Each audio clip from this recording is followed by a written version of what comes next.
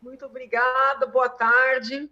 Cumprimento todo o pessoal da Rede Alesp, aqueles que nos acompanham, todos os colegas que participam dessa tribuna virtual. Eu queria aproveitar a fala do deputado Gianazzi para dizer que essa experiência, muito embora, obviamente, seja difícil para todos e traumática, né, para muitos, ela pode ter um lado bom, porque seja na educação, seja na saúde, até mesmo no nosso trabalho, existe uma resistência muito grande, né, a essa modalidade de trabalho à distância. Já há muito tempo eu sou entusiasta, entendo que essa modalidade ela corta muitos gastos, basta ver o tanto que nós estamos economizando na Assembleia e estamos produzindo. Ninguém nega, não são só as sessões que são veiculadas que acontecem, tem as reuniões, tem os debates, tem os estudos dos projetos, a elaboração de projetos, de emendas, tudo isso sendo feito fora do ambiente da Assembleia, com economia de energia, economia de água, economia de equipe, inclusive. Então, eu acredito que essa experiência pode ter, eu sei das dificuldades que todos estão enfrentando, mas ela pode ter um lado bom, que é o de mostrar que nós precisamos romper algumas barreiras, né? Cortar com alguns preconceitos. Já há muito tempo eu venho defendendo que nós abracemos de uma maneira mais efetiva a educação à distância, não só para dar aula para os alunos propriamente, mas também para alcançar os próprios professores, sobretudo em regiões mais longínquas do país. Né? É possível um professor em São Paulo dando aula para o país inteiro, seja ao vivo, vamos dizer, no momento, né, que a aula está acontecendo, seja por meio de vídeos. Isso traz economia de recursos materiais, recursos humanos, divide o conhecimento. Na medicina, idem. Eu sei que é muito polêmica, mas eu fui uma das primeiras a promover uma audiência pública na Assembleia sobre telemedicina, por entender que nós podemos, inclusive, levar a saúde mais distante. Hoje, com tudo que nós estamos vivenciando, né, vemos que se tivéssemos mais instrumentos para os médicos, enfermeiros trabalharem à distância, até poderiam se prevenir mais de contaminação, muito embora, por óbvio, haja atividades que têm que ser presenciais, muita coisa poderia ser feita à distância. Então, talvez seja assim um momento para refletir, e quando isso tudo passar, e há de passar, quebrar um pouco com os preconceitos para que nós possamos investir recursos, tempo, inteligência nessas tecnologias e no treinamento das pessoas para poderem lidar melhor com essas mesmas tecnologias.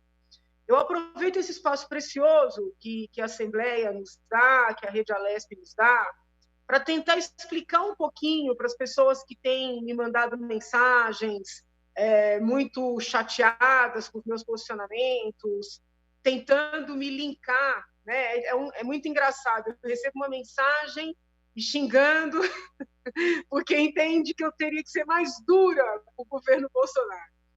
Outra me xingando, porque entende que eu sou conivente demais e que eu estaria aliada ao governo Dória.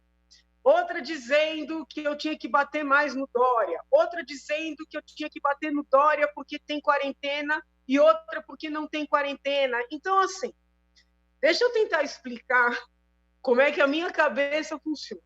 Né? Eu nunca fui, nem quando eu era criança, né, uma pessoa que age pela mentalidade de grupo. Eu nunca fui. Isso tem aspectos positivos, tem aspectos negativos. Não vou entrar no mérito, é uma característica. Eu gosto de pensar os fatos, as ações, os problemas, as situações, de maneira isolada, individualizada, independentemente das pessoas envolvidas.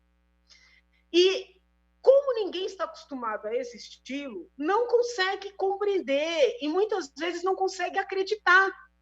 Né? O deputado Gianazzi sabe, muito embora talvez ele não vá reconhecer. Em vários momentos eu dei razão para ele, em pontos que ele levantou, em questionamentos que ele fez. como dei razão para colegas de outras siglas, colegas da minha sigla, e em vários momentos divergi. Então, assim, nesta questão do coronavírus, muito antes de eu adoecer, muito antes da doença explodir aqui no país, eu já vinha estudando por notícias internacionais, por textos acadêmicos, por ter um interesse na área de saúde, não só como deputada, mas como professora de direito, dava aula de bioética. Então, eu já vinha refletindo sobre essa situação, acompanhando o que aconteceu nos outros países, tanto que eu fui a primeira, numa reunião de deputados, a pedir para o governador tomar medidas restritivas.